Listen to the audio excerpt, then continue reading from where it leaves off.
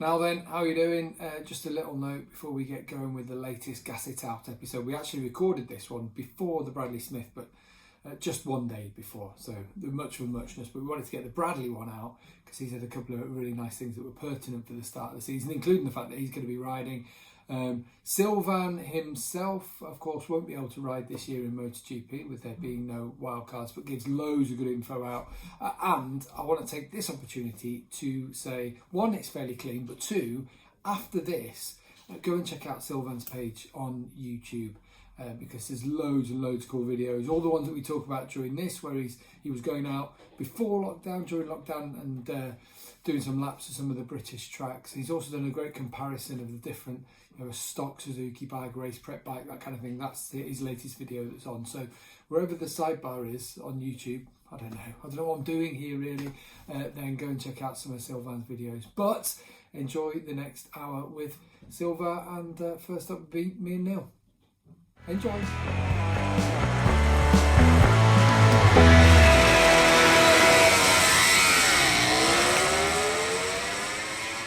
going to try and look into the camera this time because I didn't do that this time. No, I didn't. I'm like talking to you and I'm like, wait a second, we actually do this for a living. What's going on?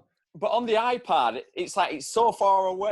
Yeah, that's the thing. You look like a weirdo. Yeah, so I'm sort of looking above the top of the camera, the top of the TV. And your face is like somewhere down there. Yeah, exactly. If I look at the camera, you're down. Yeah, exactly. But actually, if I'm a little bit further away like this, it's not as bad. It's not as bad. So, but I mean that. We might as well use that as the start because that's how professional we are. Back for another video edition. And audio, of course. Most of you will be listening on the podcast. I think about 20 people have watched it because you don't want to see mine or his lockdown hair, which I have to say, Neil Hodgson this morning is looking pretty bushy. And I see the combing still going well, filling in all the gaps. This is, if anyone wants to know what my hair looks like when I get up, this is it. So got up this morning and I came straight to work. I'm helping my mate out, Dickie, again. So he's a man down. So I basically come and get in the way, really. So I'm sure that's helpful to him in no way whatsoever. I've got dirty hands. I must have done something right or wrong. First time since you were a labourer. When was it? A bricklayer, was it? Bricklayer, 1990, 91 and 92. So I did 3 years as a builder. What? But anyone. I've do you know what? I've said it before. I've told you before, but I'll say it again. I absolutely love it helping him out. Come in here. I come a couple of times a week, sometimes 3, sometimes 1. But just doing a bit of normal work that I've, like I say, not done since the early 90s. It's so rewarding. Paint spraying. A car comes in. It's got a bit, it's got a dint in it. You repair it. Paint it, it goes out, happy customer, happy days. So it sounds cheesy, I know, but I've loved it. Love popping in here. Oh, well, that's good to see. Good to see you keeping busy because we know what racers get like when they're not busy. Our guest today actually is one of the busiest men in motorcycling, judging by what he's been up to over recent weeks. Not only that, but he's got an absolute massive family. So he's going to be, I can't imagine what he's like down this five kids. Is it 5? Yeah, that's 5 another kids. One a couple of years ago, wasn't it? Or last year or the year before? Yeah. Anyone who's got kids, I always say, after you've had 2, I never understand the conversation where you go, shall we have another? Yeah, go on. That sounds like a good idea. But I don't know how you get to 5 when you've got 4 kids. By lots of practice, apparently. He's got 4 young kids as well, hasn't he? So they're not that old. So, no. But if you meet his wife, you'll understand why he's been practicing. You can't say that. I mean, that sounds so creepy. That sounds well bad. You're going to say what that cutting, but that is staying in, and that's what people at home are tuning in for. If you are listening to the podcast version, we have got a video version currently on YouTube. We put it out on Facebook as well. It's not live. We can't do anything like that. Susie and her Breakfast Club is doing that live pretty much every single day. No, thank you. We haven't got the resources for starters or the balls because we know something would go wrong or that sort of or the intelligence. Or the intelligence. Yeah, any of it. Yeah, to work it all out. So we'll leave that to the consummate professionals and we'll be the ones who are just cracking on. I've actually made a boo-boo already, Neil, because I've forgotten to send the meeting request to our guest, Sylvain Guintoli. So you know what I'm going to do? In the meantime, I'm just going to scooch over here and send him a message because I've got it copied and I'm just going to send it to him.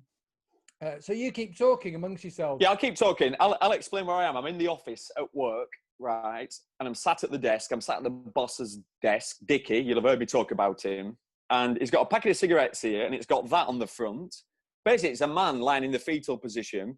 If ever something was going to put you off smoking, I don't understand what it is about the man in the fetal position. But anyway, that's another story. But backed up with... He's crying after... Backed up with Dickie's lighter. So for those of you at home... We're going to get banned off YouTube now, straight away. It's a full-on 1980s lighter with a very attractive young lady who's naked on it. Do you know what? With a Frenchman coming on today, honorary Brit with the Frenchman, but it reminds me of going on French exchange and those lighters where you turned them upside down. Do you remember? And you could I remember? You could only get them in France, and then you turn them back the other way, and the bikini came off. Oh my God! And fire and little crackers. That's the other thing that you could do over there. Yeah. It was when you went on the school trip there. Actually, that's one of my questions for Sylvain in the quickfire round. Did he do it the other way? Or exactly. Did he have anyone go and say? Did you do it the other way? And what shit did you buy? Because basically, well, you'll hear it. You'll hear it when the quickfire question comes. Well, save that for later on. Save that for later on. With things starting to get going, the rider market's gone absolutely bonkers. We already talked about Pol Espargaro. We'd already had our interview with Danilo Petrucci. Had we ever thought Tech 3 KTM was the destination for him, Neil? No, not at all. That was, it's incredible what's happened. We thought it was actually going to be pretty boring. All the moves that had happened previous to what happened with Pol Espargaro going to Honda, basically up to that point, it was all, oh no, that's a bit boring. Oh, that's not that exciting. But all of a sudden, it's just exploded, and the knock-on effect from Pol moving to Honda has been brilliant, and it's something to look forward to. That hasn't even been confirmed, has it? No, but obviously, he's going. It's happening, yeah. And we don't know what the fallout is on that side. Do you know any of the fallout? Let's go with that. What the fallout might be Honda-wise? Alex Marquez, Cal Crutchlow, Taka Nakagami. Any ideas? Well, my gut feeling is, and things, the whispers you're hearing is that Alex Marquez will go to LCR, which pushes Cal out. Cal's not happy, and I can't blame him. I mean, he's done a good job there. He wants to stay with Honda, but I guess they want to keep Alex Marquez happy, and they certainly don't want to let him go. I mean, he's a two-time world champion, and he's not done a race yet on the MotoGP bike. So it's then the next question is, where does Cal go? Potentially, there's talk about him moving to Aprilia. Now, I don't know if that'll happen or not. It'd be not a good opportunity. It's not a good opportunity to go to Aprilia, in my opinion. Financially, it could be good for his, moving forward for the rest of his life. So, where else do you go? Saying that, Alex Espargaro was fast in testing at Misano. He was fast in testing at the start of the season. It looks like there's progress being made. I'm just putting the counter argument. We'll find out more from Bradley Smith where they are in terms of the bike. That is going to be interesting. And you wouldn't see it, Taka Nakagami making way? If he didn't live up to things this year, is that sponsorship? Is that a Japanese rider? Yeah, it's a Japanese rider thing. The way I see it is also on the back of him, he brings the Idemitsu sponsorship. So obviously the Japanese oil company. So I think I just can't see them getting rid of Taka. He's a lot younger. Cal's the second eldest rider now. So unfortunately, it'd be weird. Yeah. Bear in mind that when we spoke to Lucio Cecchinello a month and a half ago, he was saying, pretty much the ink's about to dry on a deal with Cal. And Cal said to us similar kind of thing that, I know I talked about possible retirement, but there hasn't really been a season. I'd like to keep going. So, interesting there. But Miguel Oliveira, in turn, going to the factory. I mean, we thought at the time Brad Binder going ahead of him was a little bit... you can imagine how he'd be a bit miffed at that, wouldn't you, with Miguel? Yeah. Yeah, and I think the fact that when that was announced last year, Miguel Oliveira kicked off, I think that's sort of helped stand him in good stead when now Pol's moved on.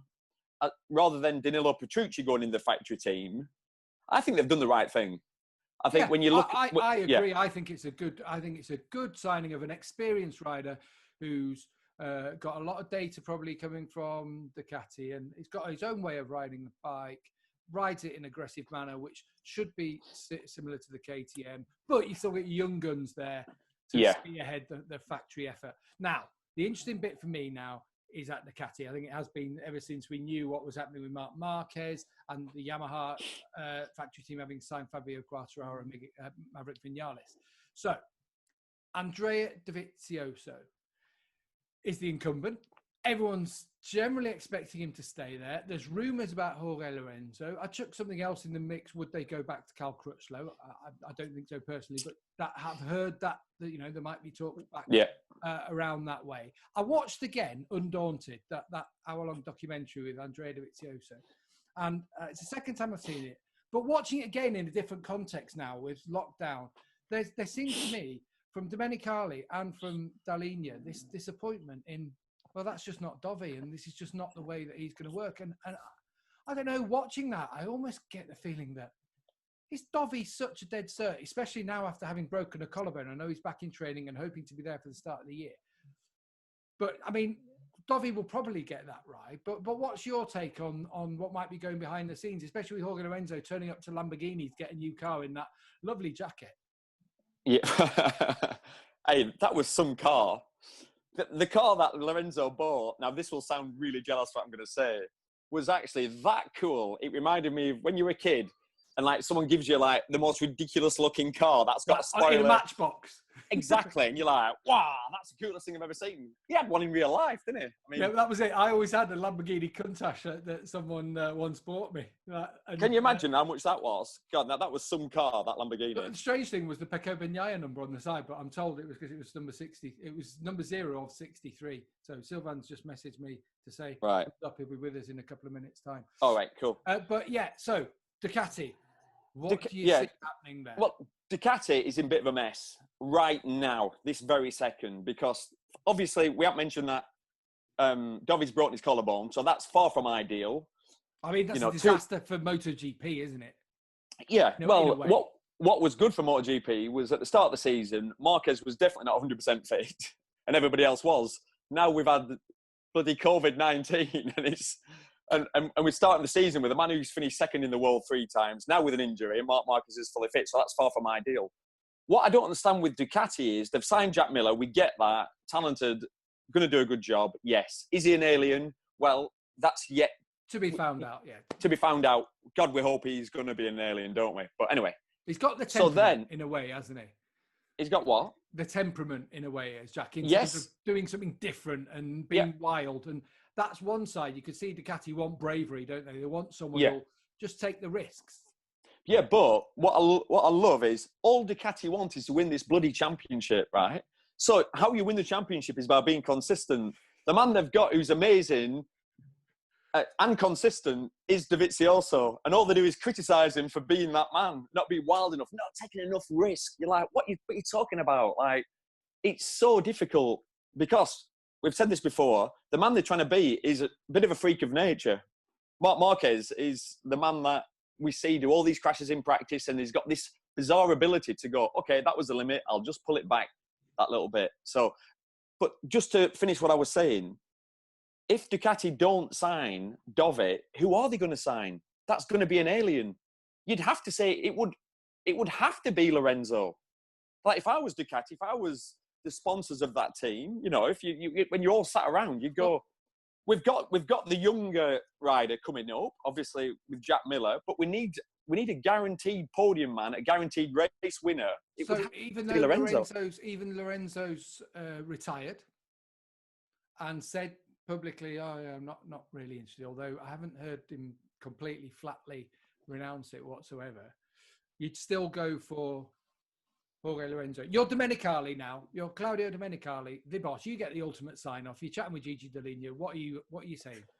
I'm saying we need to get Dovi over the line. Right. Okay, we've pissed him about enough now. You know, That's it. Dovi must be properly spewing after some of the things that have been said, and then seeing all these things going on around. And it's not just the future contracts. There's a lot going on in Ducati with what's happening with COVID-19, what people are going to be paid this season. And I know Ducati have been very aggressive on that side of things. I don't know figures, but I've heard some percentages floating around, Gav, and it's massive deductions but this year. You understand it to a certain extent, don't you? In terms of everyone's going to be struggling at the moment. Yeah. These big decisions are going to be made. The problem they've got is that you're working in a market where Honda have just signed someone for 4 years. Suzuki have already got 2-year contracts for their riders. Yamaha have already signed their 2 riders up for 2-year contracts quite early on. So almost without those things. So that's the market that you're working in. You can't then come and say, oh, well, this has happened.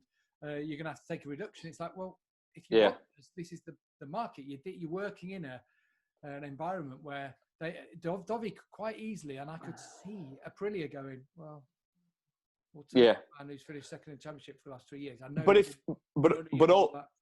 the problem is also if you're Dovi needs Ducati and Ducati need Dovi. Yeah. So it's like it's almost like a relationship's gone stale, but they need a mediator. You know, they genuinely need to sit down and go, okay, right. We're worried about the money side of things, but there is no one better out there on the market anyway that we can guarantee is going to be really good. Obviously, Lorenzo's floating around in the background, but you can't guarantee Lorenzo because of what we've seen. Obviously, with what we've seen, he's not rock solid at the moment. He isn't, is he? He's not a guarantee, a stone cold guarantee, which Dovi is. No, where before he broke his neck in Assen, even though he wasn't going fast on the Honda, I think the crash in Assen was the final straw for Lorenzo. I think at that point, we know he's recovered since then, but he's thinking now, I'm driving these nice cars, I'm living the dream, I've worked all my life to be in this position, I'm now in it. Now do I want to throw my hat back in the ring and go head to head with Marquez? My gut feeling would be no, he doesn't. Yeah. I mean, the logical thing is that Dovi's going to sign, but then, it's like a musical chairs at the moment, isn't it? Where the people are going to go, which I suppose it gets his merry-go-round every single year, isn't it? Yeah. Where Cal would slot into all this, there's still lots to be decided. And unfortunately, in a couple of weeks, the season gets going and we still I can't wait, though. But we haven't had any racing yet.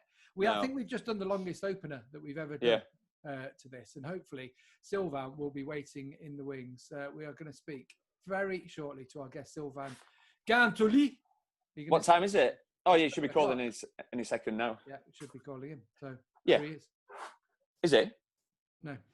Oh, he might be but I'm in full screen and I'm in exit full screen. Do you know what I mean? I'm sure it's supposed to pop up on my thing. No, he's not there yet. So if a rider calls at the exact right time, he'd be the first to date. I don't know. Whit was early. Yeah, well, Whit's not a rider now, is he? Yeah, I suppose it's fair enough. That's fair enough. Yeah, Whit runs a few businesses. He's got, you know what I mean? Like he knows about he knows about exactly where a rider just becomes so selfish and self-obsessed, which you have to be. You just everybody will wait for me, but attitude. We've talked for about 20 minutes there at the start of a program. I don't think we've ever done, but that's because I think we're one a bit giddy about the season starting. But two, there is so much to talk about. Yeah. Isn't there? And you can't say half a story. No. There's still loads. Here we are. Monsieur Sylvain Guintoli. Let me just accept him in. Are you ready? Are you ready to speak to him? Yeah, I'm ready.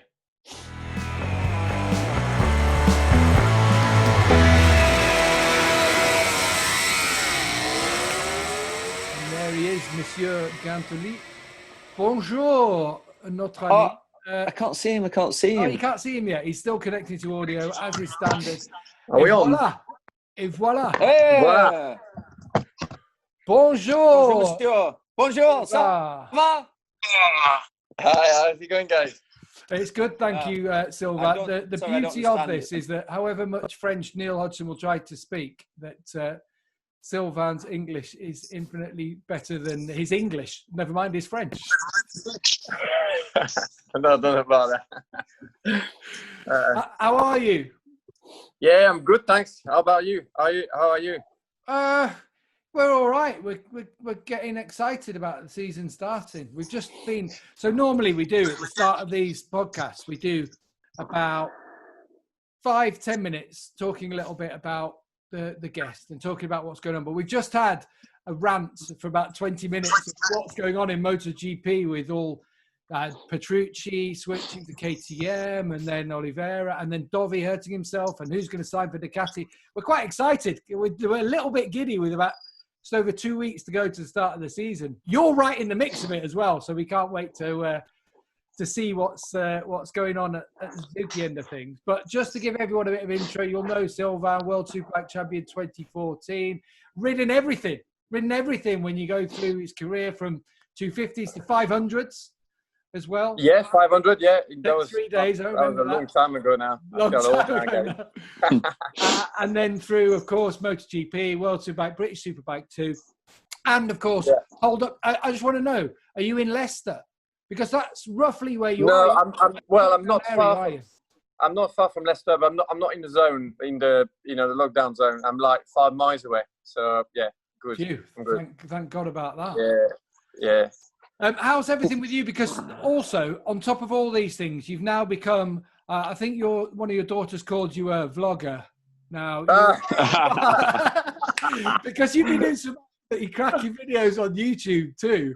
Well, this is a lockdown effect, you see. Like the exactly. Don't we know it? The hair is growing. You've cut your hair.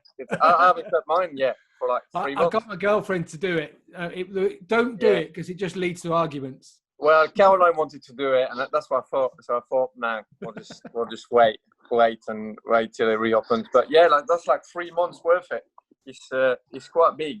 Yeah. For those who can't see, who are just listening to this, he's got a good old bouffon, I think you might call it. He's got cultivated on top of your head. How has lockdown been for you with 5 children in the house with you and your wife, Caroline? Yeah, it's been super busy. I mean, I don't think I've ever been so busy during the lockdown. Been doing so much, and I mean, for us, we've obviously there was the YouTube thing that I started just before the lockdown, and then because the first videos were like going really well, I thought I can't just leave it, so I just have to do something. So I just recorded some stuff in the garden, but it's actually a proper job doing that. It's a lot of time, and yeah, and doing I did all like the editing and that, and this was like all new, so I've learned like something new, so it was good. And then with the kids, we obviously with the 5 children, Caroline's been doing a lot, like the homeschooling and that. And then we've been doing a lot of stuff that we normally wouldn't do. So I started like running with the 2 elders, and we've just done loads of stuff that we wouldn't do because you just have extra time, don't you?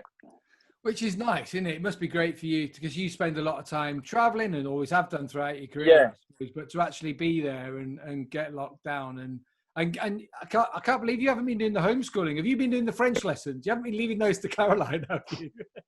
I've done a little bit, but I haven't done much. She's been like organising it all, and then the 2 eldest one, though, they with their school they did like the schooling with the computer. You know what? It's like a class. I think it's a Google class or something like that. Yeah. So they did that, and it's just the 2 little ones with the baby screaming in the background, and Just tell us, Sylvain, how old are your children?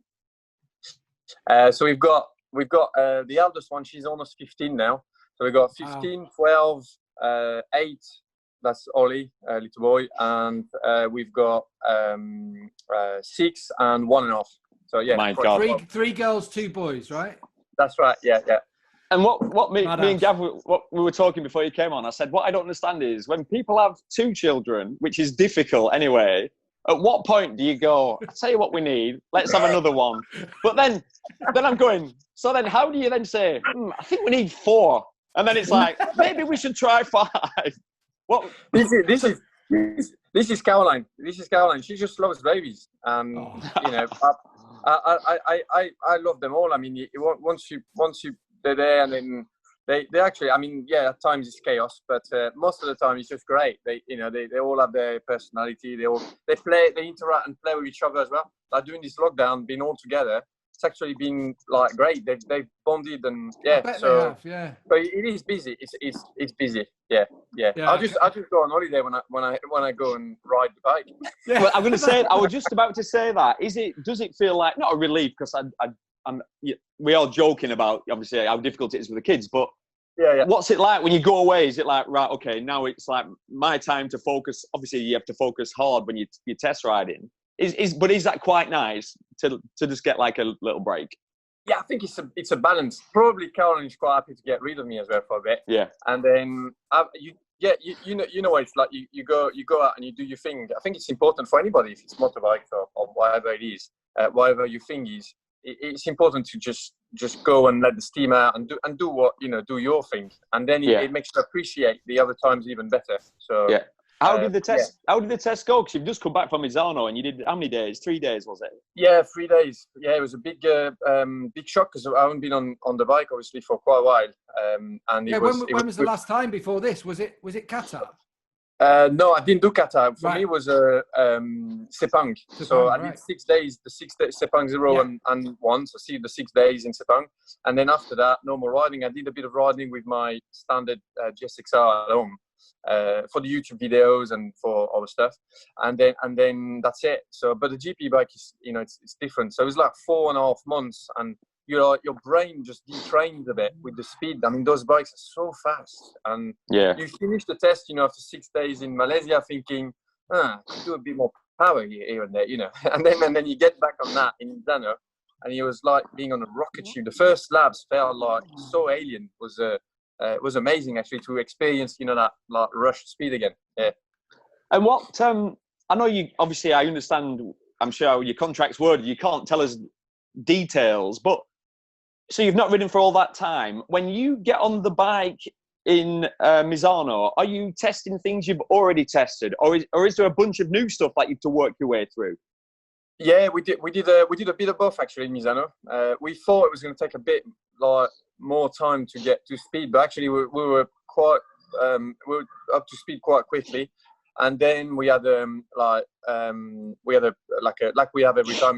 The testing is very structured, so we have like a plan, and we get through the plan with like various items or ideas that we just follow. So it's very structured, and we managed to do quite a lot in 3 days. So yeah. But things change now, just in terms of the fact that the engines are frozen.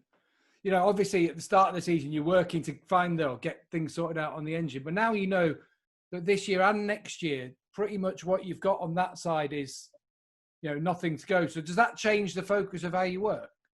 Not really. I think we just, for example, with the engine, at the moment, even if it was 2000, if it wasn't frozen, we probably wouldn't be testing the new one until until the summer, until probably now or just a bit after. So at the first part of the year, it's Suzuki that works, on the development, and then we start experiencing with the first prototype. So it's not this. I don't think it's gonna change anything, except that obviously because the situation is like this, it makes sense to freeze it for next year. But we're just gonna work for 2022, and that will start very soon. And do they just explain how it works? Is it always blind testing, or do they say, right, you've got a new swinging arm, it's much stiffer, give us your feedback, or we've got a new swinging arm, give us your feedback? Do they explain what they've done, or is it blind? Yeah, most of the time it's blind. They tell me what it is, like you said, say it's a new swing arm, so we try a new swing arm. But I don't normally get any details on what the idea is or which way, like stiffer or softer or longitudinal or whatever. I don't really get any details like that. So most of it is blind. It's actually quite good fun to try and find out what we're trying to like achieve. Doing some detective work. Work out what they've done. And that's for it. The obvious reasons they don't tell you, so you don't already have that preconceived idea where you think, we've got like a much more flex in the swinging arm, and you go out and you think, I think this is flexing too much, but you know what I mean? Sometimes it's your head playing games. That's right. And also it can not compromise, but it can affect the result and the command. And sometimes you don't feel a difference. Most of the time you do, and most of the time it matches what we're trying to achieve. And it must feel so good, Sylvain. Alex Rins taking a couple of victories last year, being a part of Suzuki's transformation, where we're heading into the start of last year. We didn't know, and suddenly in the first race, not just one, but both riders are there battling at the front of the field. And I actually remember Alex saying that you were a valuable part of making that bike a bike which is competitive right at the front of MotoGP on a regular basis. How good does that feel to be part of that project? Yeah, it's great. It's great to be part of the project. Obviously, like the testing now is the role of the testing it's been like growing the last few years, and now it's like a separate entity. So we do a lot of work, a lot of development work. And, in the end, it comes down to all like two riders, and it's a good job because we've got two very fast ones. But it is great to be part of this chain, because it is as well. It started, with like the return of Suzuki, and then being a challenger, and then now the bike is really established. We haven't got the concessions anymore, and we're Suzuki is now one of the leaders. And going into the season, do you think realistically there is a chance? Not even in the shorter season, but there is a chance. Last year we felt Alex perhaps could have, without a couple of mistakes, especially in qualifying, where that was an issue of him fighting back. We thought, one thing that our comments was top 3 in the championship is not that far away. And from when you... Oh, no, he almost got it. He almost got it because he was second for quite a long while. Yeah. And then was third, and I think he just ended up a few points from third. So obviously, this shows that it was a really strong performance. And then this year in the winter test, he was actually looking very, very good. And Johan as well. And Johan, yeah. But Alex, I think, was not out of the top 3 or top 4 in all the winter testing. So this is like time attack as well. This is time attack times. Well, that's good. So it's good. Obviously, we're really excited to see the start of the season, and now we just want to get it going, because the bike is now very in a really good place. So. There's a lot of confidence, and we're all very excited about this. And what's the area now, Sylvain, would you say, with the experience you've got at obviously the last test in Misano, but the other tests, what's the area where you go, if we could just improve this one area, we will definitely beat Marquez, for example? Is there one area on the bike, or is it the electronics, or, what do you see? No, I don't see one. We're working now, because the bike is so good now. We're working on really marginal gains everywhere. There's no weaknesses. This bike is very good. There is obviously the strength of the weight handles. This is mainly done because it's a four in line, and this gives some advantages for that, for that part. And now the bike is really dialed in, so we are working on every front, but it's really marginal gains everywhere, right? Because this once the bike is good, there's no big steps to be made anyway. Neil, you've said yourself that actually it looks like the most rideable bike out there. Yeah, and it's possibly the one you'd like to ride the most. Yeah, especially if you go out on the track, if you get on the service road and you have a look around and you watch it, it does look good. Where it used to lack a little bit of power, a little bit of top speed. Suzuki seem to have gained, and not now. You've gained, haven't you?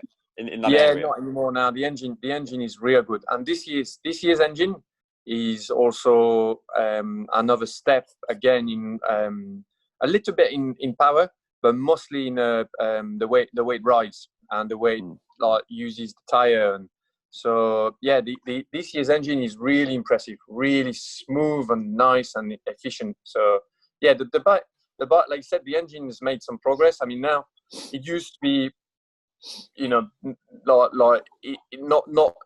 in the fastest bikes, and now we are faster than the Yamaha. We're the fastest 4-cylinder bike in engine wise. And obviously the V4s have got a small advantage, but it's not big now. It's not very big. Yeah. And Sylvain, tell us a little bit about Rins and Mia. They're both obviously two Spanish riders. We see them on TV, we interview them in the paddock and all that lot. But I'll be honest, I don't know either of those characters. What are they like? What are their personalities like? Yeah, they're great. They're great. They're really good guys, and they're just like young young riders that don't take themselves seriously, and they work hard, and they're just fun. You know, they're just fun to be around, easy to be around. There's just no fuss. They honestly, they're really like great to work with, and they're young as well, and you know, like Johan as well. We've has less experience. He's still like growing a lot in confidence, and he's so fast. He don't even know how fast he is. Honestly, they're very good. They're nice guys to be around. So yeah, and it's a great decision, isn't it, that Suzuki have signed him up again for another couple of years. I mean, that's a coup in a way. Yeah, if you can, doing having some continuity, and this is important, because again, you're talking about getting used to a bike and knowing a bike as much as you can, so you can extract them. And these differences, when you got a bit more experience with it, it makes a difference. So yeah, they're both great riders, great to work with. And obviously know that your role is a test rider, and you do some wildcard events. When you do, what's the difference between you and, let's say, Rins? You know, when you see, it's usually less than a second anyway. It's around whatever, 0.8, 0.7. Where is that time? Where's he faster? Normally, I mean, when we compare data, and again in Misano, for example, we spent some time comparing data.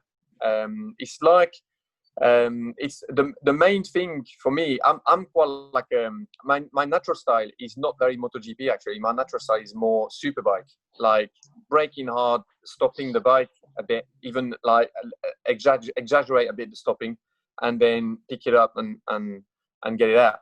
So normally where I lose a bit is like in the mid-turn, like corner speed, and the way they carry that speed. I'm quite strong on brakes, and I'm quite good at like exiting the corner, but in the middle is where they make a difference. Alex, especially, he's got a lot of some corners. Honestly, it's a bit scary. I don't understand how he does it. He's got that magic thing, and Johan is very strong. Johan is very strong on the brakes, yeah. But yeah, I'll say both. But with both of them, it's like that mid corner speed, very. Which is where the Suzuki is shown to be strong, and if you can marry those two things. I mean, Alex, Mark Marquez will tell you how strong Alex Rins is mid corner or coming out of the corner. Yeah. Remember that one. And Joan Mir, we always saw in Moto3, always just on the brakes. There was something he was doing, the way he got that bike stopped and in there. Very good. I know it's different in Moto3, but you start to get an idea of, don't you, of what riders' qualities are. And actually, that's funny because I want to go back. You're a test rider now for Suzuki, but I first remember meeting you when you were 250 rider back in 2001. I think it was a French team back then. Yeah. Equipe de France or whatever.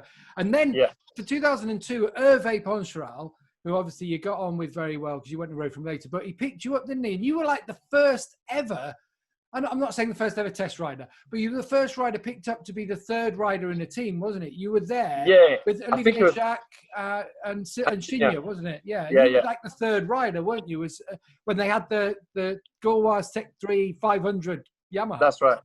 Yeah, it was kind of, I think it was kind of like the first like kind of official like test team. It wasn't, I mean, we weren't like testing much because it was the end of the 500s anyway.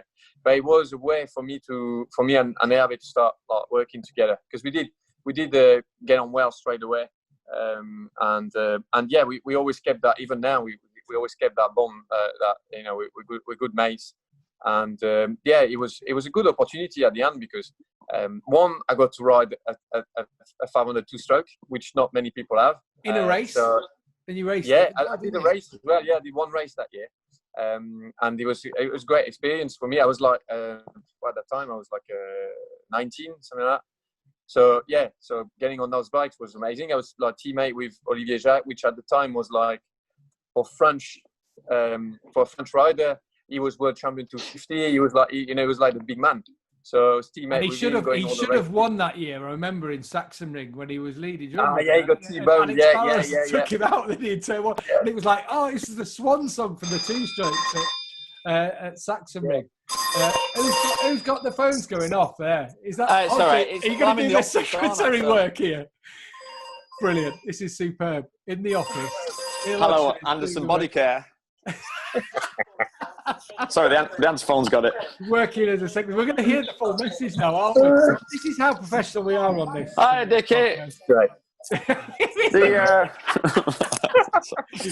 We're going back to the Gauloise era here. Not only we've got to back on the bikes, but but you, from then, I know you went back into 250s at the time, and you had podiums. I remember at Assen one year you were on the podium. Yeah. Weren't you there? And 250, but it was really in Superbike. I know you went into MotoGP then. It was really in Superbike where you made your mark. And I just think, looking back at your career, having done all these different things, it's interesting to say you felt as a Superbike rider. Is that the period you sort of attach in your career that's still going? I know, but that you look back on, or what? Yeah, I think. Well, obviously because I won the world title as well in Superbike. I think it is true that the riding style of a Superbike, like in World Superbike trim, is something that suits me like naturally better. The Superbike years for me obviously were great because I had like some victories, and that success in 2014 was a great year for me. But then saying that, riding the MotoGP bike is something.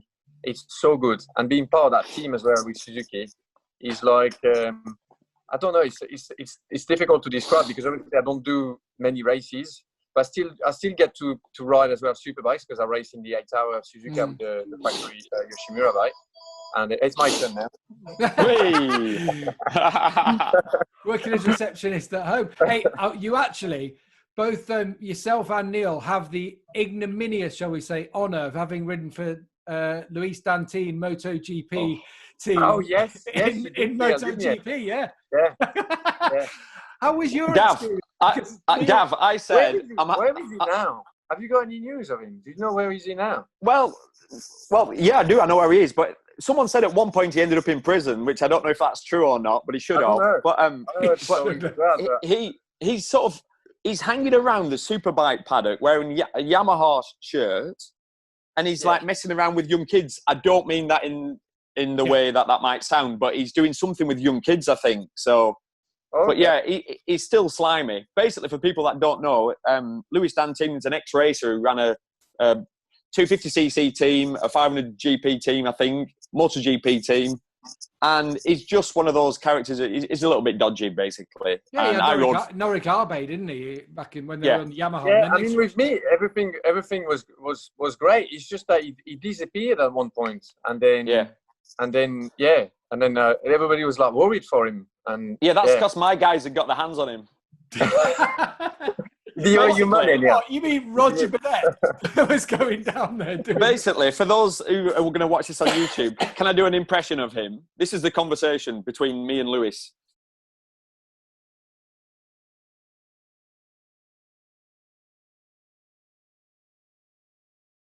Gav, you know the counselling that I went to? It's not really worked, has it? It's not really worked. Anger management. 1, 2, 3, 4, 5, 6, 7, 8, 9, 10. Sorry, Sylvain, I went off on one there. No, that was really interesting. I love stories like that. I think it's great. But you obviously had him. You were in MotoGP with him at the time, weren't you? And had that experience as well in MotoGP. Yes, that was in 2008. 2008, yeah. So the 2 years in GP, seven with Hervé, and in 2008 with the Dantin. Hervé's was with the Dunlop on the 800s, wasn't it? Was Dantin? Yes. Yeah. That was that year with Makoto Tamada. With Makoto, that was it. Yeah. Yeah. I've seen him again actually. Every time I go in at the 8-hour Suzuka, because he's got a team in Japan. He's a team manager. Well, no, he actually owns the team, I think. And so he runs quite a good team in the Japanese Championship and in the 8-hour Suzuka, and he's great, Makoto. I really liked him. He's a nice guy. And he middle name Cheezen. Cheezen Tamada. Anyway, so let's go to World Superbike. I'm so sorry, it's a dad joke. So let's go to World Superbike though, Sylvain. Because actually, you rode everything, didn't you? Didn't you pretty much ride every single brand? Pretty much. I think so. Yeah, not far off. Yeah. Kawasaki, Honda, Aprilia, Yamaha, Suzuki. The BMW I never rode. Oh, yeah. Ducati? That's the one, I think. That's it. Yeah, Ducati. You rode Ducati Ducati, as well. obviously. Yeah. Yeah. Aprilia being the big one, obviously, 2014. And tell us about the experience of how everything that you've been through then in your career, for having been, you know, in a national team, shall we say, in the 250s, through test riding, through difficult times. You know, it wasn't easy, Tech 3 Dunlop on an 800, you know, in MotoGP, through all these things, to then have the joy of 2014. Did that validate a lot of things for you? Yeah, I think that year, well, when I think back, it was like, so 13 is the year I joined them. I joined Aprilia 13, 14 for 2 years, and then won the title in 14. It was like, the way I see it is like, when that happened, it was like the first time I actually had a factory team. So before that, all those years from 2001 was always private teams or like fight, you know, like just waiting for it to rain and to do a good performance or something, because there was like very fast riders on factory bikes and it was just very hard or almost impossible to fight with them. So that was like the first year where I had the full factory team behind me, and I took it like really seriously, and like was really like became like a just really obsessed with like performing, and it was a great like change, and it was like a switch basically, and I really enjoyed it. And then the performance came as well, like the results came as well, so it was great. Yeah, really enjoyed those years. Yeah. But am I right in saying that you lost your job at the end of the year? Or yeah, not? well, at the end of what happened is so Gigi went to Ducati at the end of 2013, and so the decision was made at Aprilia to stop the factory team in World Superbike and to go to MotoGP, and that was made during the 2014 year. So at that point there was nothing there. But in the end, they ran the bikes with a private. That's what I was going to say. They did actually run it, didn't they? Yeah. Yeah, they ran them with Leon and Torres. But at the end of so I was told then there that there will not be a factory team. So this is why I then looked at other option, and then obviously finished the year strong and won the title. But yeah, at that year, Aprilia then went on to MotoGP to put all the resources in the MotoGP project.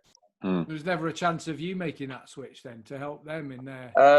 We talked about it, but at that point it just didn't happen. I think Marco then ended up going, and he didn't have a great year, did he? Belandre. Yeah, exactly. Well, he ended up going, but didn't want to go. If you remember, that's what happened. It was bizarre. It was like I've never seen a rider almost do a protest. He just rode around, didn't he? Literally, like going. It was one of the bizarrest periods I've ever seen for a rider. Actually, that of him. It was quite strange. I thought, what happened then? Did he stop before the end of the year or something? Yeah, he didn't make it. Yeah, he didn't make it. But I remember in America, Gav. Do you remember in Austin? Watching the riders come out of that last corner, and the whole pack came through, and then you like waited about like 10 seconds, and riding on his own at the back was Melandri, and you were like, that's Marco Melandri, like an incredible bike rider, but he just didn't want to ride the bike, did he? So he wasn't happy, was he? I mean, it's been interesting, hasn't it, Aprilia, that ride over the years has seen a lot of things going on. It's interesting. We're hopefully going to be speaking to Bradley Smith soon to see everything that's going on there too currently. But yeah, it's a funny one how things pan out, isn't it? Over you'll have dealt with Albeziano then. Was he involved in that role? Yeah, Romano arrived to replace. He came to replace Gigi at the end of 2013. So yeah, I was worked with Romano in 2014. Yeah, and that obviously went on to the title. What stands out for you? What's the memory you take into your grave from 2014? Oh, the last race, because it was such the whole year basically just relied on that weekend, the last two races in Qatar. I was like trailing 12 points and then there was two races to try and make it up to Tom Sykes, and it happened. So it was like I had to win both races, and I knew Tom was going to be strong. So it was like there was a lot of build up to it, and then so making it happen that night was like I don't know. it's difficult to describe for me. It was just a great moment, and all the family was there, and the races were at night, and it was like a strange atmosphere with the stress and the pressure that was on, and it happened. And also it was at the end of 2 years, the project was stopping, and all the mechanics there. We had a great bond, and with Aligi Gano, my crew chief, we had a really good relationship. So it was great, a really strong emotional moment that was. So yeah, that was the highlight by Country Mike. Sylvain, you absolutely destroyed them that weekend. Talk about deal with the pressure though, like maximum pressure. This is going to change, your life. It's like a lifetime goal, and you weren't like an inch off line at any point. It was ridiculous, wasn't it? It was like, I remember watching those races thinking, oh my God, he's absolutely destroyed them. It was beautiful. Yeah, it was great. It felt amazing as well. Weirdly, it felt almost easy. It was really weird, really strange. I mean, the bike was real quick, but it was, everything just clicked. And as well, we made a late decision on the front tire to go with the hard front tire, and it just like everything worked, and it was just so good. And the lap times were real quick. Like the second race was doing 57. Which for a World Superbike is like real fast, but it felt so good. I don't know what happened, honestly, mate. I had so much there was so much stress, so much, and then everything just clicked, and it was like nothing could go wrong. It was good. Incredible. Tell me this then. So you've had a really long career. You've raced against some incredible riders. I was looking last night. People like Kato, Harada, Stoner, Manuel Poggioli. Some back in the 250 days. Pedrosa in his prime in the 250s. Lorenzo, obviously Valentino Rossi, Marc Marquez. Over the years of riding with all those names, incredible people, what's been the standout? Who are the riders you've looked at and thought, I have no idea how they're doing that, or that's incredible? What can you tell us? I was going to say all the names you mentioned. I didn't see them very often. Sometimes, but not very often. Being hard on yourself. No, it's true. It's true that sometimes I would see them, but not on a regular basis. I mean, I don't know. All these guys, they're obviously very talented. There is the year when I was at Pramac. So the 2008 year, Casey was on the factory, and we could look at the data. So that was pretty, sometimes a bit like, scary to look at. And why? It was Why was it scary? What? Well, just very, very, very, very strange way of riding. Not strange, but let's say like different way of riding the bike and getting away with it. So obviously all down to technique and the way I was doing on the bike with the brakes, and it was quite strange. Obviously, the year I was at Yamaha, when we're looking at Valentino's data, I mean, Valentino is like, he's like, he doesn't do anything like crazy, but everything is just so spot on and smooth everything is like really on the money all the time. So that was nice to see as well. And then, I never looked at like Dani Pedrosa's data, for example, but the way he was riding was unbelievable. For me, one of the best riders ever, like really, really strong. The way he uses the bike in the acceleration phase is absolutely amazing. So that's another one, really special one. When you say about Stoner's different riding, is that because it's like, he's not a front end rider. He'd get on the throttle as quick as he could to sort of turn, like slide around the corners. Is that right, or is that just what it looked like? Yeah, and also he was using the brakes in a strange way. It was normally, like the typical riding data. When you look at good riders, you see like really short neutral phases and some smooth brake release, and that he was like mixing it all of it together on some tracks. And I don't know, to help him drift the bike. It's difficult to understand, but he was doing it consistently, so it was not just a fluke. Just a really, really talented and different rider. Yeah. That's so cool, isn't it's it? good. It is fascinating to hear all those sorts of things about the people that you've been out there on track with. Obviously, you've also, does it count as you're a world endurance champion as well? Well, I don't think it counted. counted. I was gutted about that because they called me that year to go and finish So it was 2010, and so I was riding that year for Francis Batta for the Astara team in World Superbike with Suzuki, the factory Suzuki team. So the season finishes and in World Superbike, and then Dominique Melian, so the boss of the SERP, comes. It was the last race was in Manicourt, so he comes to see me in Manicourt in France and says, "Oh, do you want fancy doing the 8 hour of Doha?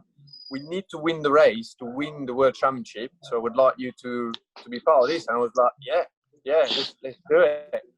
So that was my first endurance race, and it was a tough race as well. We battled. We did it just two riders, me and Vincent Philippe, and he's retired now. And we battled all the way through the race, and we win the race in the end. So I thought, yeah, I'm world endurance champion. But then I think at the time the rules were you had to do so many races in the championship to be able to claim the. So I think I'm not. But I helped them win it. Whoa! I'll be. I'd still. I know on your CV. On my CV, it would be there. Yeah. I'm going to claim that. I'm claiming that. Claim it. Because, I'm claiming that. Because it was an epic race. It was great, and it was a great team effort and that. But I felt like I did contribute to it. So yeah, 100%. 100%. Because if you win the World Cup at football and you come on as a sub in the last minute, you still get the winner's medal. So absolutely. I think they only do like 4 or 5 races in a year. So I did one, and I did like 4 relays. So yeah, it was even a bit more than a sub. So but it was joke apart, this was a great race. That it was really good, and that got me then thinking about like doing the 8 hour Suzuka and that, because I really enjoyed doing that race. It was really exciting, and a great team cert, by the way, as well. Dominique, really what a character he is. Dominique Melian. Yes. Proper character. We had a week in Qatar all together, and he was just fantastic. It's like a mix between being like the boss and really like bossing everybody around. Also a really nice guy that nurses the riders, and it is a really like full-on character. So I'm glad I was able to work with him for that race, and because it was good experience. Endurance is a big thing in France, isn't it? Now we know that you're actually British deep down, but we have to say though, you are a bit of an honorary Brit. But in France, things like the Bol d'Or and obviously the more 24 hour, that sort of thing, the endurance scene and that idea of having a full weekend on it, going they love it when we go to the Le Mans race. That's what motorcycle racing fans it's all about, isn't it? In France, is that fair to say? Yeah, I mean, there is a lot of French team in the World Endurance Championship. Yeah. It's very much a French thing. There's a few, obviously now there's a few other teams, but it's a French. I don't know why it's like a French thing. It's like the nightclubs in France. They don't close at 1 a.m. They close at like 7, and they just keep going. You don't need to. You buy one, you've had enough. You know what I mean? You can go home and you've had a good night. This is just news to Neil Hodgson because he's in bed by 9:30. So I'm like honestly, Sylvain, I'm like a cheap firework. I just go, what? I make a load of noise really quickly, and then I'm done. And then that's it. Literally, it's like, where's Neil gone? You go, hey, it's 9:30. He'll be in bed by now. You wouldn't be too good on a nightclub in France. You wouldn't take it. No, definitely not. Yeah, and the thing is, though, I always find it at Le Mans when we go there for the race, but I just get this impression of the French motorcycle racing fan. It is one who would like to be there for the whole weekend. Would have racing just going round constantly for 72 hours of a weekend if you could, as long as you've got a beer or some pastis or whatever on the go, and just keeping going. And I like it's like this big drinking culture tied in with the bikes. Is that fair? Yeah, I think for the 24 hours race, after a while, nobody really they don't. You watch the race and the race is on, but it's like a party, They just party on but the car thing is the same. it's probably not as like, you know. Not I as don't know. I think rough and I ready. reckon it'd be not too far. A 24-hour race, you can't just be like glued to the race 24 hours. So they just, it's a party. There's like concerts and everybody's going mad and they're just having fun. And they burn tires and that's it. It's like a big party. Do you miss it being over in the UK, or do you find yourself so well assimilated over here? Do you miss being? No, I don't really miss the. No, we go back sometime, you know, and see the family and that. But I like living in the UK. It's great. It's great place to be here. So yeah, I enjoy it here. You certainly seem to have enjoyed. He says all the right things. Of course he does, and you enjoyed the circuits. I've seen. So we talked about it at the top how you were doing these videos recently. You've been out at Cadwell. You've been out at Mallory. Where you've been having a bit of fun in lockdown. As soon as you were allowed out, you were out, weren't you? You were out on your bike, keeping sharp. Yeah, well, I was at that was all filmed before, just before. Oh, was it? Right, okay. Yeah, because what happened is this winter I was like bored, you know, at home, and like everybody, you know, it's just boring. The winter, the weather is rubbish, and you can't go biking and you can't do nothing. So anyway, it was a bit boring. And I thought, you know, I got like the usual social media stuff, but I had a YouTube channel that I never really posted anything on. And I thought, yeah, it'd be quite nice to maybe do something a bit different or try and start that. So I had the idea of going to ride in Donington with my road bike, do a lap like with the GSV-RR 1000. I knew the bike was going to be like all right on the track, and so because it's not far from my place, I thought, yeah, we'll do that. Go there, do a track there, and go as fast as I can, see what lap time I can do, and then go on and then film it. And that was my first video, and then. It went really well. It's got like 400,000 views or something. So that went really well, and I thought, I've got to carry that on because, like, this obviously people want to see some stuff like that. So then I did those few track days with the road bike. So Cadwell, Mallory, Alton Park, showing a bit like tire pressures and just like basic stuff that you'd want to know, you know, for your track days and that. And that went well as well. So then during the lockdown, I thought I can't just stop doing it. So then I started doing those like bit more technical videos in the garden because you can go anywhere. And then now I did like a all-ins test. That was really good as well. Like trying, just swapping the suspensions and see what the difference are. Because in the end, it's my job. It's what I do with the MotoGP bike. So it makes. I think that's why it's good because people know that that's what you're doing now, and you're switching those things in and out. And I do love them. I love the idea of a MotoGP rider just showing us what he might do when he's messing about on a track day for starters. So I just having a bit. Yeah, it's what it is. It's just showing a bit of, because like I was thinking maybe people look at MotoGP and you see all the glitter and the bikes and it maybe at times it can be seem a bit like not very accessible. When really there is a lot of parallels to be made, because, well, to start with, the super bikes that we get that you can buy in the shops, they are issued from that technology, or some of it anyway, is from what we do on, with the race bike. And I thought there's a lot of parallels that we could do with, obviously, with the way you can set your bike up and even using the correct tire pressures. There's lots of guys, they go on track and they don't change the tire pressures. That's a massive mistake. I mean, shit, what? Hang on, what? You're supposed to change the tyre pressures? Bloody hell, that explains it. I knew there was something I was doing wrong. I think how many titles you would have won, Neil. Bloody hell. It's not too late, just go back at it. Yeah, well, what you missed, you missed it in one of the previous podcasts. I explained all through my career, I was actually under team orders not to push. And And I'm a good team player, so I stuck by the rules. I knew my place. What was your lap time at Donington anyway on your road bike? So the full road bike 37. So it's not too bad. It's like standard everything. Road tires. Yeah, and I actually didn't cheat at all. I went from my house, rode there, just did the tire pressures, obviously, but I didn't even do like set up suspension, no nothing. I didn't touch a click, no nothing. I just rode it like that. That's impressive. So it's not too bad. That's not too bad at all. What would have happened though? How would you have got home if you'd crashed? You see, this is this is what I think about. You know. No, I never thought of that. I thought, I mean, it was. I didn't think. I thought it was going to be like 15 seconds from like a really lap record type of thing. But it was much closer than I thought.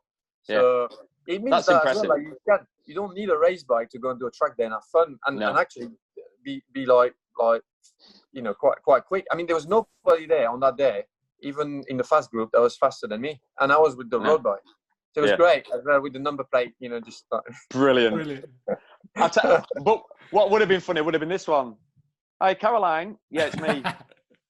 You couldn't do me a favour and pick me up, could you? Yeah, I've crashed. Bring the trailer as well. Bring the trailer. Yeah. 3 cars. Yeah. Do you want the best? I borrowed that bike. You carry on, Sylvain. I was just saying, I borrowed that bike from Suzuki GB, so they wouldn't have been probably not super happy if I cut it in half down the trainers. Oh, can you imagine? As it barrel rolls down trainer curves and the forks come out. We had like 5 degrees track temperature, so it was really cold that day. Yeah. Blimey. That is seriously impressive. What I like best, though, I mean, you've got so many subscribers, but do you know what he's done, Neil? I don't know whether your kids done it. He's done an unboxing. Because that's obviously the trendiest thing to do at the moment. Like, all the kids are watching people unwrap things, aren't they? Unboxing is like... The kids told me to do that. They said, I got those boxes, and they said, why don't you do an unboxing? I was like, what's an unboxing? What do you mean? She said, well, you film yourself and you open the box. And I was like, well, I don't really get it. But then when you do it, when you watch it, it is quite exciting because, you're excited when you open something new that's just arrived. What did you open? It was the Odin stuff as well. It was proper nice stuff. So all these forks like coming out. And getting all the golden forks and that, and it was like, wow, it was like Christmas. So the kids filmed that, and they told me to do it. And people are enjoying it. People are they like brilliant. It. I love it. Absolutely superb. That was in his treasure room, wasn't it? Yes, the treasure room. It's more of a messy room, though. It's an absolute mess, that room. Sylvain, what I was a bit worried about is that any wannabe burglars now. No, it's like it's well hidden, that one. You can't get to it. Yeah. That's what I like. That's what I like to know. That's the problem. I mean, to find that room in your castle is going to be difficult, isn't it? You know what I mean? It's when you've 75 rooms, it's going to be a bit more difficult. Now in Gav's 2 up, 2 down, the odds are it's going to be one of these 4 rooms. So. Well, the odds are there is 0 treasure in this place. The only trophy I've got is from like an under-12s cricket tournament. So. Yeah, but at the time, Gav, you were 40. That was weird. That's just not right. Stop going to those events, okay? You've been warned. Any chance of getting a trophy, isn't it, really? So, Gav, I think it's time for the old quick fire. It is, yeah. You fire them out. Go on. So Sylvain, how we do this, obviously we've had a little chat, and then I just do a little quick fire round. Obviously, this is the main event. Everything that's been said before, no one's really listening to. A lot of people just wait for the quick fire round because it's really important. Very difficult questions. So it might challenge you a little bit, so just be prepared. Yeah. You ready? Okay, first question is, obviously, we know you live in the UK, you're from France. There's going to be a French theme run through these questions. Oh, God. Is this going to be cultural appropriation at its very worst? Like, what's your... if you go to the pub, are you like I'll probably pronounce this wrong, Chateauneuf du Pape type of guy? or are you a pint of beer? Yeah, no, I'm more Guinness. Guinness. Yeah. Oh, love a pint of Guinness. Yeah. I love a Guinness. Yeah. And what would you say if someone offered you a black velvet where you have a champagne and someone puts a champagne? Yeah, I like that. The full accent there. Yeah, not like that as well. I'm not really like wine, it's all right, but yeah, I think Guinness and beer is quite nice. Yeah. Right. I love that. Me and Gav were saying before you came on, like for your typical English kid, the school trip we had when I was 15, we had to save up and bring money into the school, and we all went on a trip to France. We went on a coach from Burnley, and we got to Paris, and everybody was excited. It was my first time abroad, and I got there, and I got I think it was either £15 or £30 spending money. We were there for a full week, and I got all excited because there were two things I wanted to buy. One was the cheap firework bangers. Yeah, the bangers. And I couldn't believe I could go into like a newsagent's and buy a flick knife. Flick knife. So on day one, I had my whole spending money. I bought a bag of bangers and a flick knife, and literally I had no money for the rest of the time. Why I'm telling you this story is, when you was obviously 15 years old at school, do French schools come to London? And if so, what would you buy if you've got £30 when you were 15? The weirdest question you've ever been asked.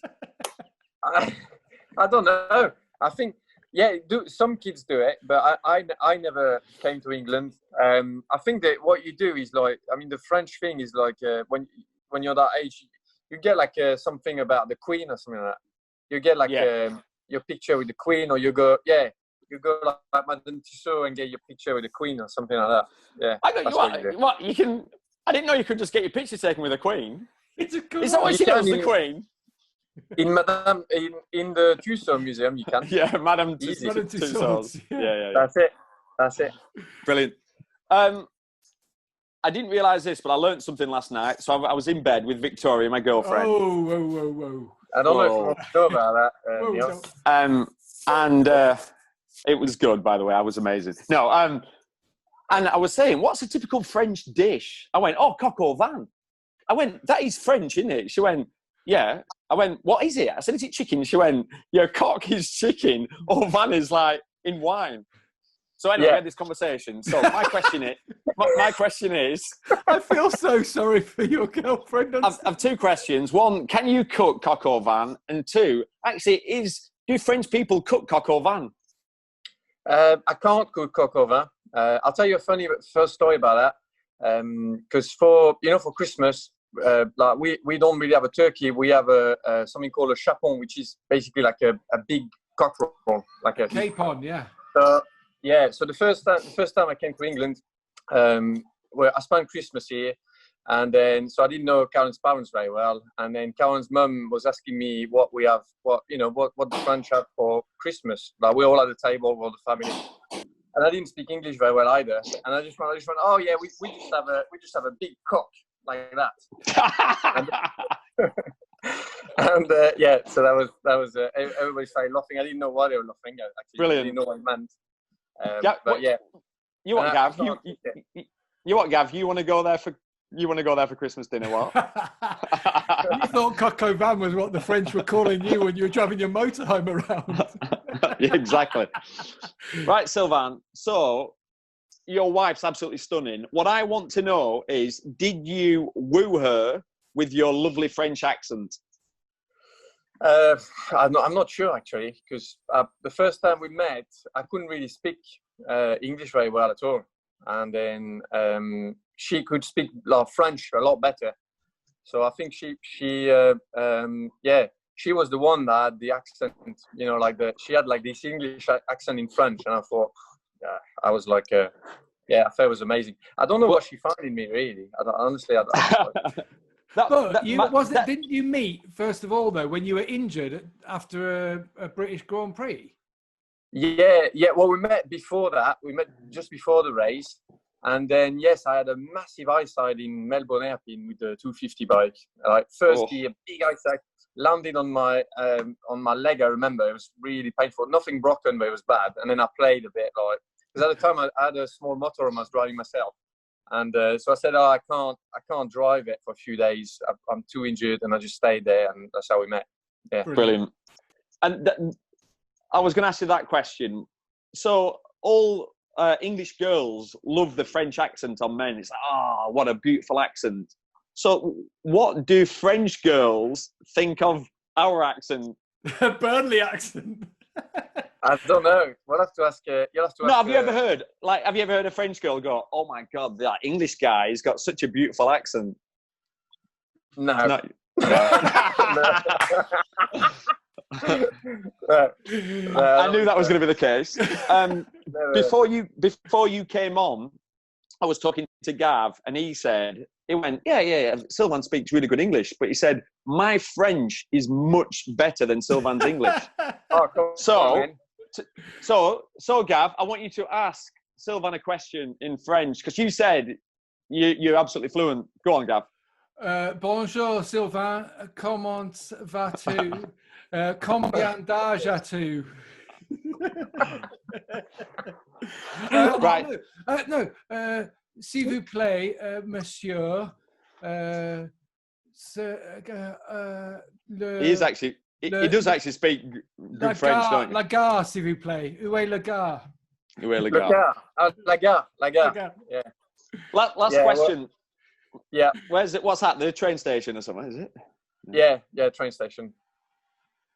Hey, look at it. Kind of a big deal. Did GCSE French?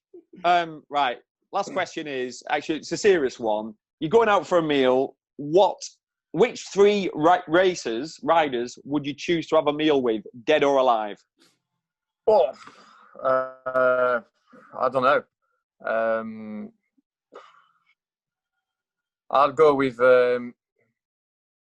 Honestly, I have no idea. I'll go with because most races they're not. You know, you wouldn't go on holiday with them. Do you know what I mean? That's true.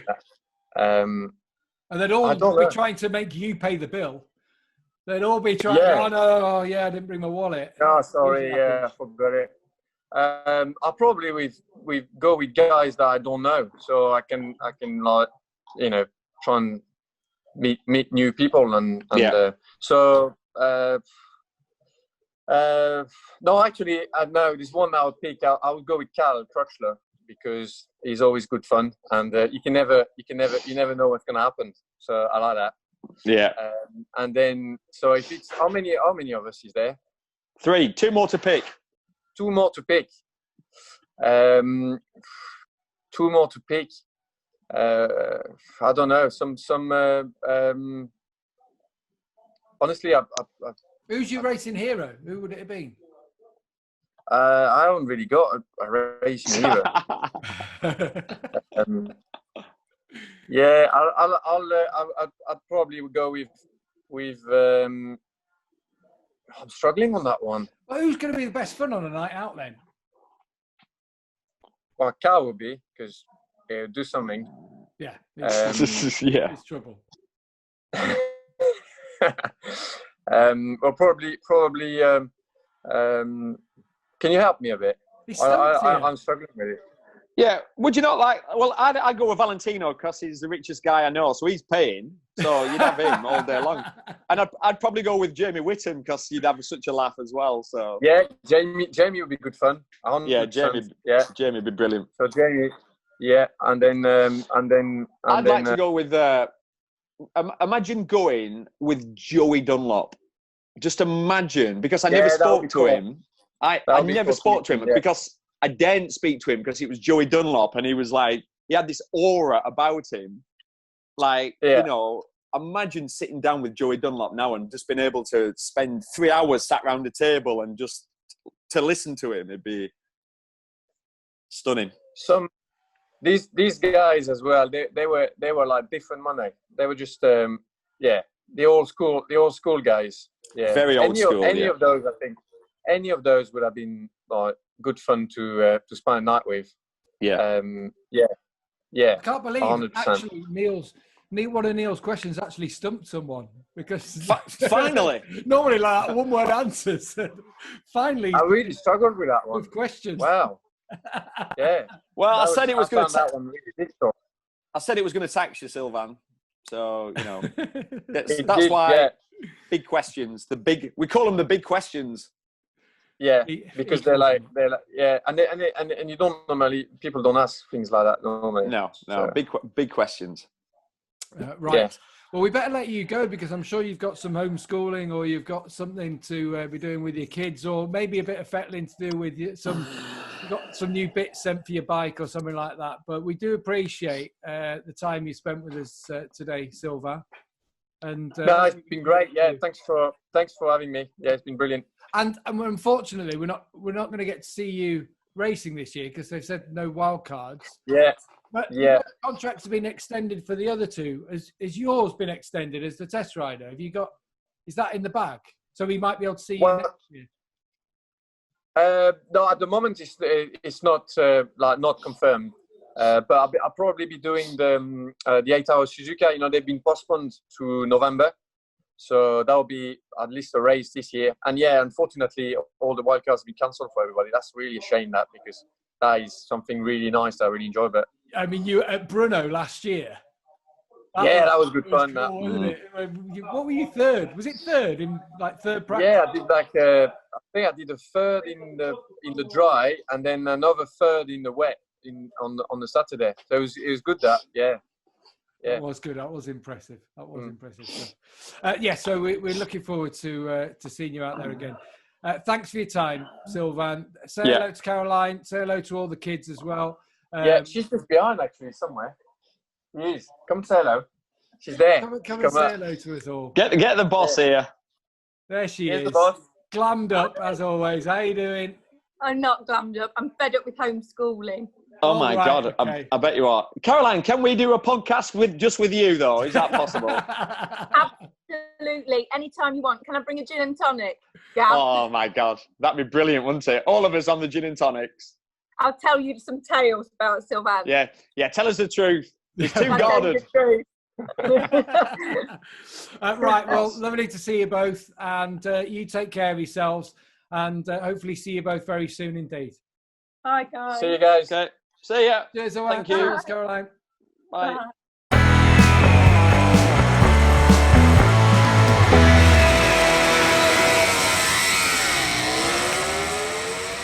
So Sylvain Guintoli. I never got actually asked him how I was supposed. I know in French they say. I call him Ginters. Do you? No, really no. do that?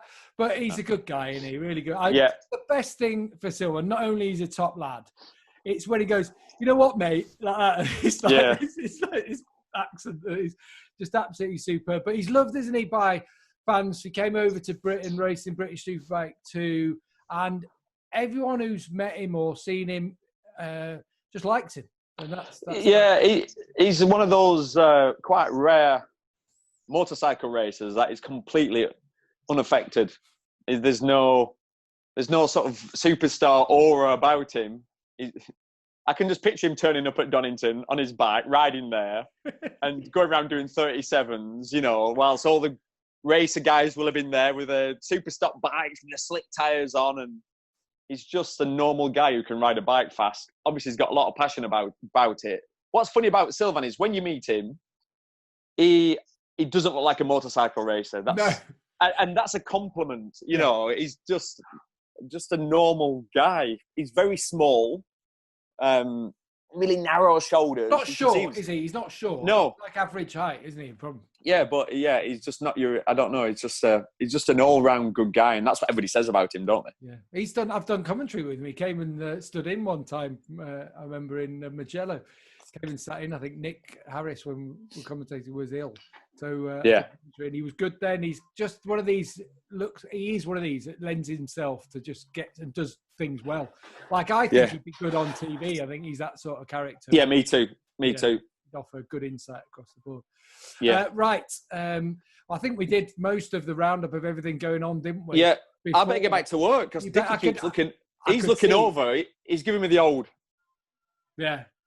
On the clock here, using company time. So right, so we will. Don't forget that's his lighter. Just don't forget, you know. Yeah, if you those of you who can't see that who are listening to the audio, that is a naked lady on a lighter. Naked lady on a lighter. It's the future. Disgusting. Disgusting. Porno. It's porno, pretty much. Again, thanks everyone for watching. All your comments. Got any questions for us? Got any shout-outs you want us to make? I've had someone write to me asking for a shout-out for their wedding. And I was like, when is it? And he said May 2021. It's a bit early. You never know what's going to happen in the next year. I don't mean that in that way, but I meant coronavirus. That's what I meant. I didn't mean like everything. Yeah. Anyway, any of those things. So, thanks again for listening.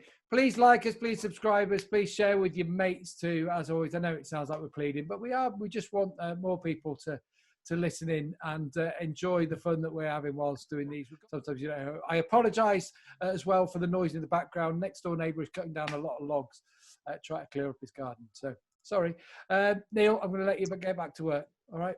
Gav, I Yeah. love you, man. I love you. You don't. I love you. You don't mean it. You don't mean it. Yeah, I do. See you later, everyone. Take All care. right. Thanks, everyone. Bye-bye. Cheers. Ciao, ciao. Ciao, ciao.